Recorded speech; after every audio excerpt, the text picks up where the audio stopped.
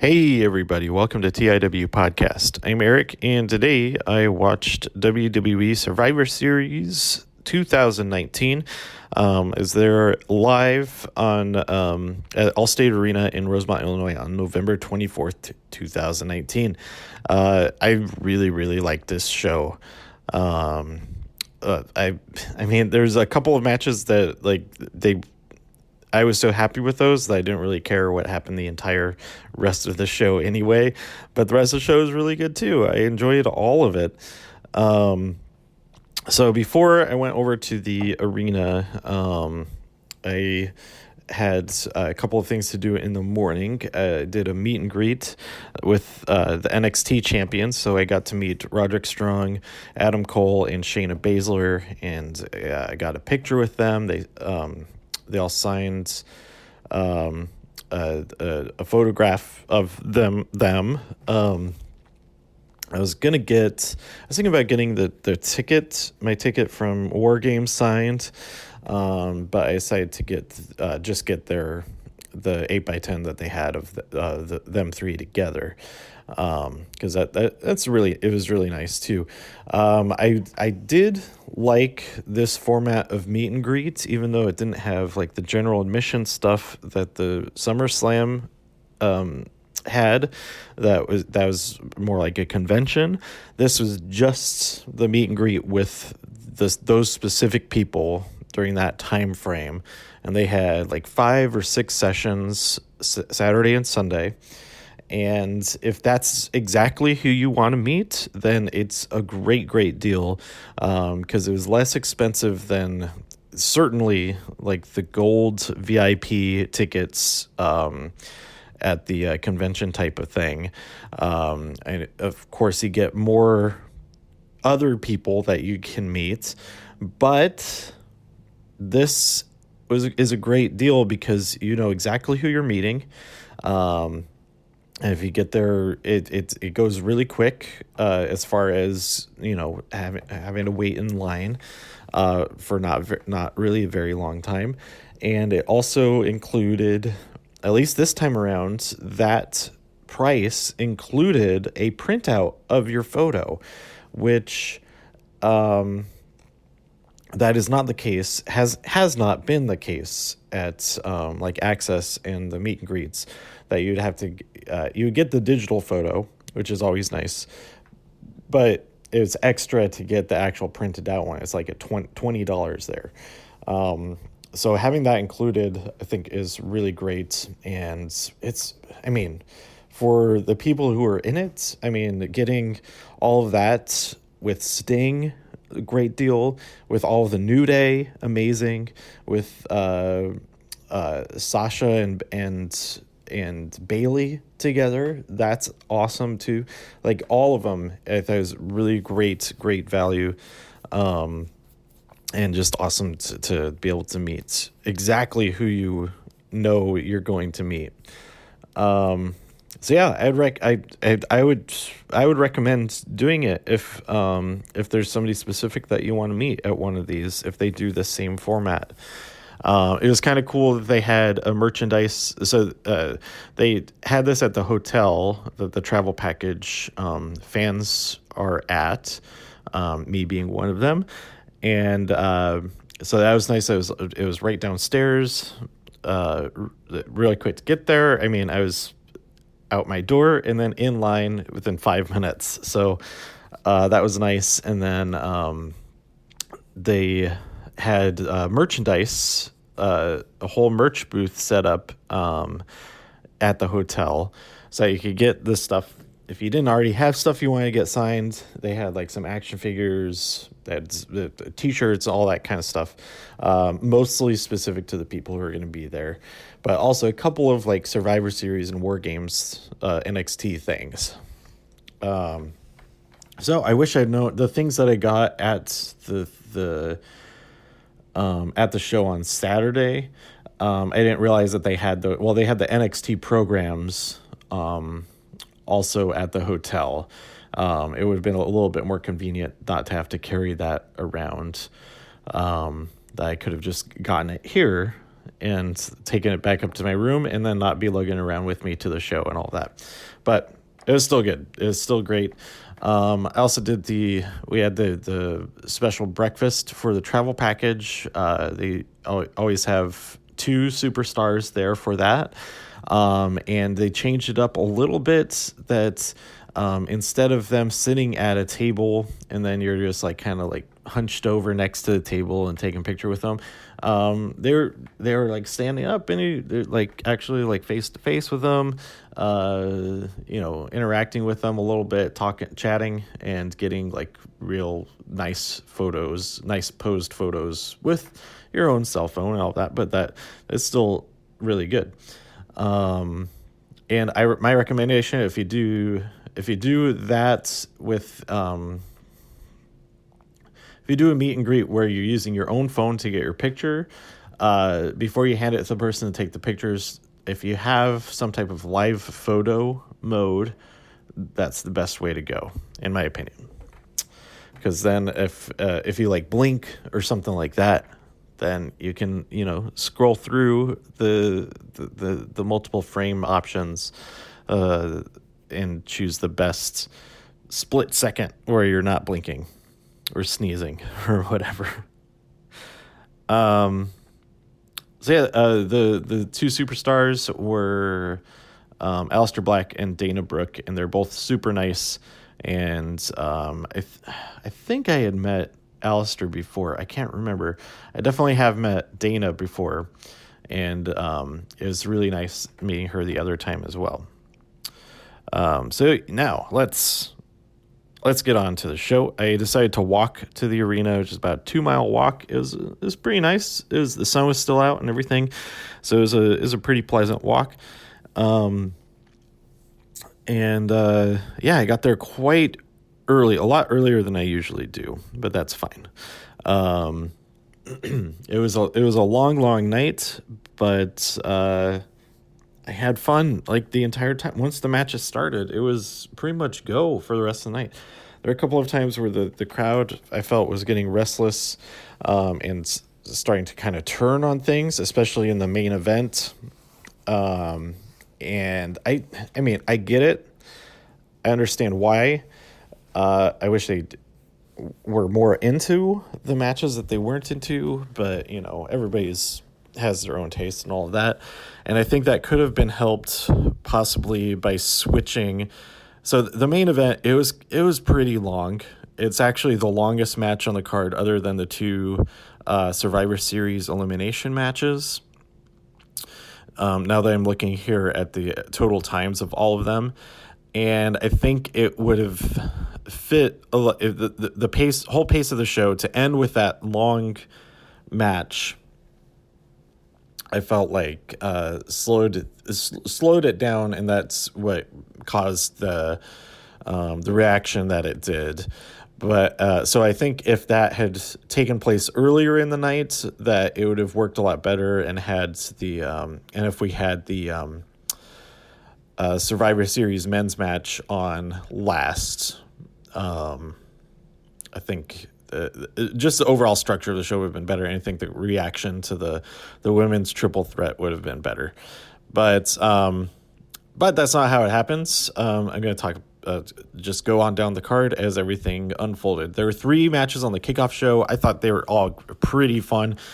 But the one I absolutely recommend, if you only watch one match from the kickoff, is the tag team triple threat. It was amazing. One of the best kickoff show matches that I have seen. Others that come close are any that involve the Usos, the SmackDowns. No, the Usos, the New Day, or the Revival. Like any combination of them in a title match on a kickoff show has been amazing. This one was also great. But the first match of the night was Dolph Ziggler and Robert Roode winning the Interbrand Tag Team Battle Royal. So there were 10 teams in there. I thought there were 9 because I was trying to figure out who was on which teams were from each brand. But SmackDown, they had the advantage because I think that they had 4 teams, whereas NXT and Raw each had 3 teams. But I'm trying to find a list. It doesn't look like it's on here. Let's see.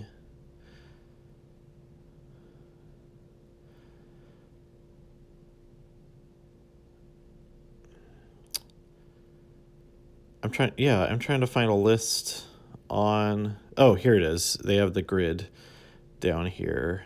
No, it's not for the... Okay, we have... there's a footnote. So this is the order that they were eliminated also. But Forgotten Sons of NXT, Lucha House Party of SmackDown, Kurt Hawkins and Zack Ryder of Raw, Imperium of NXT UK, Heavy Machinery of SmackDown, Breezango of NXT, Revival of SmackDown, and the OC of Raw. And then the last team eliminated was Street Profits, also of Raw, leaving Dolph and Robert as the winners.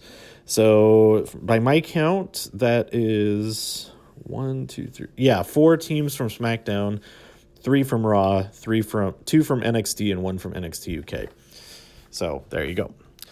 Yeah, it was a pretty fun match. I was hoping that the Street Profits would win there right at the end, but that's not the case. Then we had a triple threat for the Cruiserweight Championship. The champion Lio Rush defended against Akira Tozawa of Raw and Kalisto of SmackDown. So when I first heard about this match, I was like, I thought that they were drafted to the other shows. They're not on 205 anymore. And that's true. It's exactly why they were in this match. So there's some really cool stuff in this match. Especially since there wasn't 205 Live this week. This is, it's better than absolutely no cruiserweight action this weekend. So I was pretty happy with this match, and I'm glad that Lio Rush retained the championship. Then we had the triple threat tag team match. Viking Raiders defeated the New Day and Undisputed Era, Bobby Fish and Kyle O'Reilly. Just go watch this match. I can't recall specifics of it. It was all like the crazy great stuff that all these guys do, but in a triple threat situation is awesome. So go watch that. It's great. So coming out of the kickoff show, the brands were tied 1-1. So I guess technically you could say it didn't even matter that any of these matches happened because it was all even heading into the pay-per-view itself.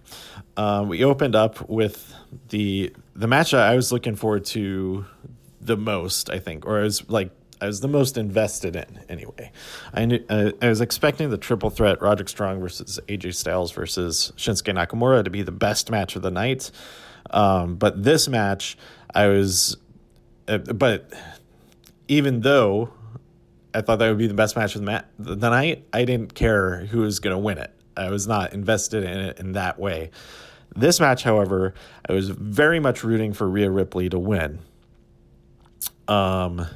Because this week has just been an amazing Rhea Ripley week. And like I said in the last episode, I thought it would be awesome if she won this with another really cool finish. I don't remember exactly. She hit the Riptide on Sasha Banks, but it wasn't like super crazy, unique way of doing it or anything like that. It was powerful and job done. But the story throughout this match was kind of crazy, but I really enjoyed it. We had Io Shirai and Candice LeRae taken out of the match early on because they seemed to be hurt. So like right off the bat, we had Team NXT down. It was 3-5. They were just fighting from the bottom the entire time. And then, so I don't remember exactly. Let's see. We can go the order of everything when everyone was eliminated. Nikki Cross was eliminated by Bianca, and then Sarah Logan was eliminated by Bianca. So it brought things a little bit closer to even.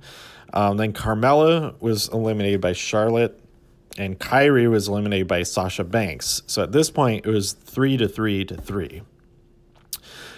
Then Dana Brooke was eliminated by Asuka, and Charlotte Flair was eliminated by Lacey Evans. So it's now 3-2-2.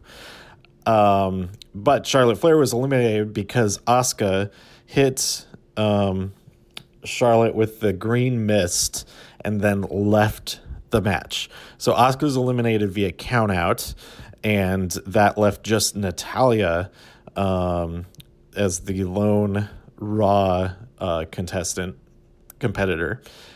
And she was eliminated by... No, she wasn't eliminated yet. Lacey Evans was then eliminated by Natalya. And then Natalya and Sasha Banks started working together to get rid of this NXT threat. They eliminated Toni Storm, and then Bianca Belair, and there was just a triple threat at that point. Natalya, Sasha Banks, Rhea Ripley. Sasha eliminated Natalya, and then it came down to Rhea versus Sasha, which is awesome. But then Candice and Io returned. They were not technically eliminated from the match, so that it was this entire time NXT was still had the advantage, like the entire time. But they come out and they help Rhea, and she hits the Riptide on Sasha Banks and gets the win. So yeah. Lots of great stuff happened throughout the match. It's absolutely worth checking out. It was 28 minutes, so second longest match of the night. The men's Survivor match was a minute and a half longer, but yeah, it was great. It was great. I really enjoyed it. I was so happy for Rhea. She got the pin for the win, and it's like just an insane week for her victories and who she's fought in these matches, all that. It's super awesome. And everybody else in the match, they're awesome too, especially the others in NXT. We had a great moment between Kyrie and Io early on that happened before Io got not eliminated, but taken out for supposed injuries. But yeah, it was great. I liked it. Another awesome match. Up next, we had Roderick Strong versus AJ Styles versus Shinsuke Nakamura. I'm not even going to try to express how awesome this match was, but the finish, we had AJ Styles hit the phenomenal forearm on Shinsuke, and then as he was going for the pin, Roderick zipped in there, threw AJ out of the ring, and stole the pin for himself. So now NXT is up 3-1. Things are looking real good for them. Then we had the NXT Championship match. Adam Cole, the champion, defeated Pete Dunne, and the ending of it, I thought for sure Pete was gonna win, but Adam Cole reversed. I think Pete was going for the bitter end, but he reversed it into a destroyer and then hit the last shot and secured a victory. And I don't even know how Adam Cole was able to walk this morning, earlier in the morning when he did the meet and greets, let alone pull off this match. It was just awesome. I say that match was my favorite, like just straight up wrestling of the night. And then my favorite story of the night was, and the entertainment factor and all that goes to the women's Survivor Series match. Up next, we had The Fiend versus Daniel Bryan for the Universal Championship, and The Fiend won via pinfall after delivering the mandible claw to Daniel Bryan. But Daniel put up a pretty good fight. and he embraced the yes chance and all of that. So we'll see how that develops on SmackDown coming up this week. I feel like I'm getting puffs of air into the microphones. I apologize if those are showing up for y'all every now and then. I'm going to try to reduce that by holding it differently, holding my phone differently. I don't have my microphone with me, just my phone. But anyway, then we had the men's Survivor Series match. Team SmackDown won, but it was super exciting. It really seemed like when it came down to the final three. Okay, so let's talk this through. Walter, unfortunately, was the first one eliminated, but I felt like he was really strong because he was eliminated because he was going up against Drew McIntyre and Braun Strowman, like the two other biggest guys on opposing teams. And the ganging up on him finally did him in. So Walter was eliminated by Drew McIntyre. Then I'm just going to go through the list of the eliminations. Shorty G of SmackDown was eliminated by Kevin Owens. Kevin Owens was then eliminated by Tommaso Ciampa, which is kind of Kevin's own fault because Kevin was he was like trying to decide between attacking Tommaso, who's laid out on the mat, and somebody else. I think it might have been, who was it? Might have been like not Ricochet. Ricochet is on his team. Might have been like Corbin or something. Somebody on SmackDown.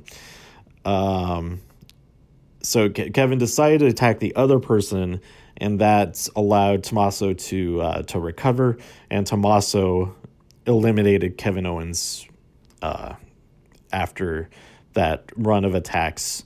He might have gone right after Shorty G, now that I think about it. Damian Priest was then eliminated by Randy Orton after a big old RKO. Then Randy Orton was eliminated by Matt Riddle. But Orton recovered quickly and hit another RKO on Matt Riddle, which allowed King Corbin to get in there and eliminate him. Braun Strowman, after running around the ring, was taken out by Keith Lee. Keith was kind of taken out himself, but he basically hit a brick wall by running into Keith Lee. And so Braun Strowman was counted out. Keith Lee was able to get back into the ring and was safe. Or otherwise, either that or he just wasn't the legal man anyway. So it was fine that he was out of there. I don't remember exactly what happens. Things got a little bit confusing at this point because I totally missed that Ricochet was eliminated by King Corbin after that. But then Mustafa Ali was eliminated by Seth Rollins. Then Drew McIntyre was eliminated by Roman Reigns.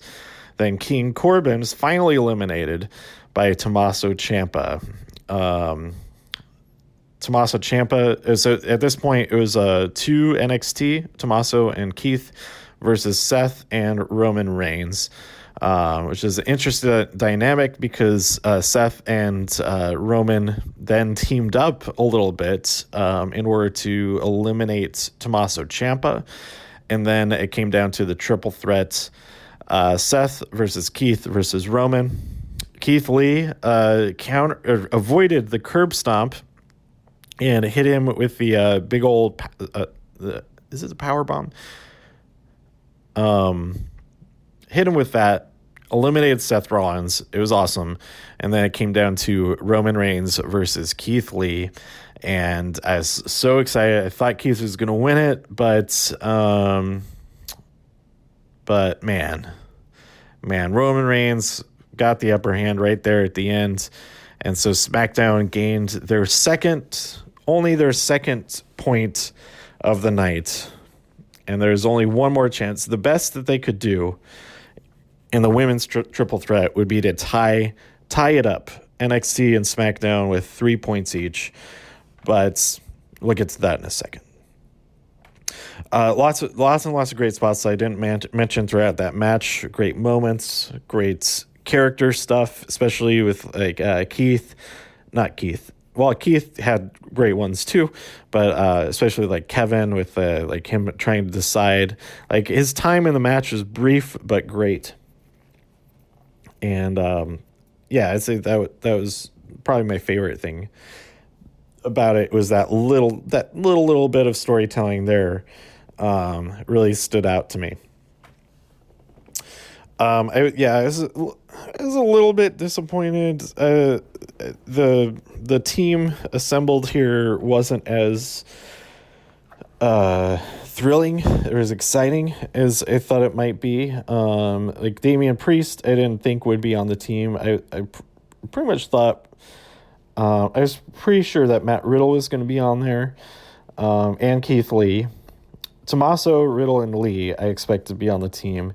I was thinking it would be either a Tyler Bates or Walter as one of the spots. So really it was Damian Priest was the unexpected one that wasn't as, it wasn't like mind-blowing or anything that he was on there. Like, he's great, and I enjoyed seeing him there, but it was not the mind-blowing reveal that many expected it to be. I think the mind-blowing thing was from War Games, the fourth member of the War Games team. But anyway, then we have Brock Lesnar versus Rey Mysterio for the WWE Championship in a no-holds-barred match. Rey gets in on that weapons action, or tries to, but Brock fights it off pretty well. But then Dominic comes out and gets involved. Get some low blow action. We get some chairs action. We get a double 619, which was amazing.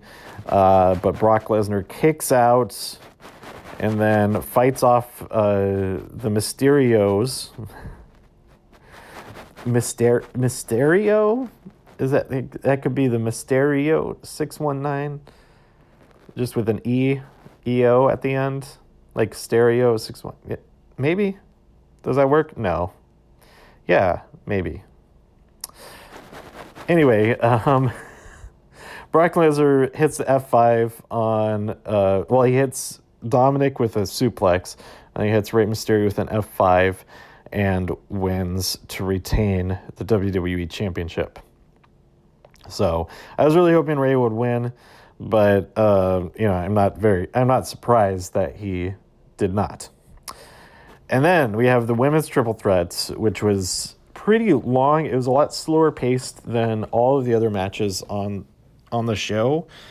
And, I personally don't mind that. I enjoyed the match.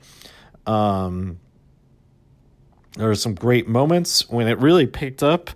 I thought it was, there's some good stuff going on there, but the crowd was not helping at all because they were not into it as a whole. And it really brought the energy down, I thought, but I really, really, really liked the ending. And I'm really glad that Shayna won. And it's kind of weird to say that in a way, but like Shayna has won me over. I've liked her a lot, but she's won me over even more throughout this last week.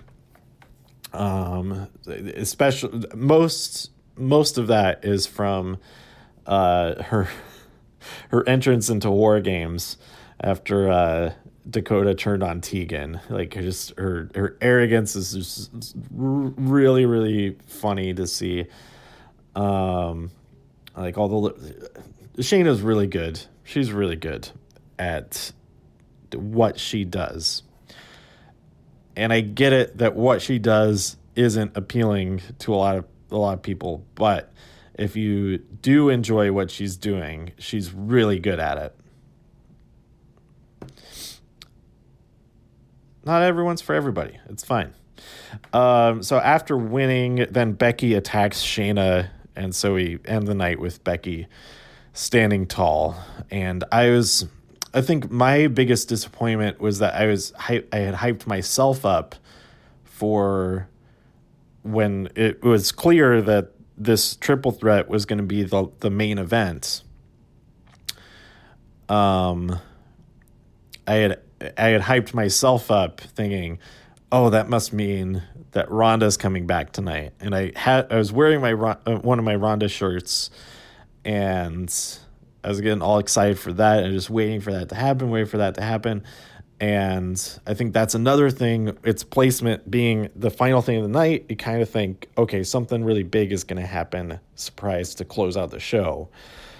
Where I guess Becky attacking Shayna after Shayna winning, that's kind of that a little bit. But when you have in your head something even bigger, then that can be ends up being a letdown kind of thing. But nonetheless, the rest of the show, I mean, even that part of the show was really good. But overall, this show is great. It's going to be, I think I'm going to remember it a whole lot more than I remember Survivor Series from last year. I like barely remember anything from last year's Survivor Series. But this year's, simply because NXT is involved, is like, yeah, that added so much. It was just awesome.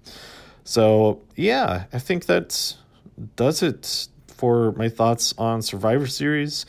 I'll be doing another episode probably after I get home. I'll do my episode about tonight's Monday Night Raw, because I only have a few hours to be able to sleep before I gotta get back to the airport after the early Tuesday morning. So yeah, this is my last episode, originating here from a hotel room in Rosemont, Illinois. So let me know what. I haven't watched the mid-season finale of Walking Dead yet. You do that. I haven't recorded my episode about last week's Survivor, or last week's Mandalorian yet. So I'll do all of that when I get back home. So stay tuned for all of that, and let me know what you thought about Survivor Series. Which matches were you really excited for? Did you really enjoy? Which ones were you maybe disappointed in? Moments that made you unhappy and all of that. I think it's pretty interesting. The shortest match was 7 minutes, so everything got like some pretty good time. It's interesting that a battle royal was only 8 minutes and 20 seconds. That's kind of, I guess it was technically only because when one team member is eliminated, then they're both eliminated. So it's really only had to be 9 eliminations. And that's just over 1 per minute. But anyway, let me know what you thought about all this by tweeting me at TIW Podcast. Go to TIWpodcast.com for more reviews. If you enjoyed this episode or anything else on the site, please share some links with your friends. Subscribe on iTunes, Spotify, Stitcher, YouTube, wherever you like to listen. Stay safe out there in all the infinite multiverses, and I'll see you next time here on TIW Podcast. Bye.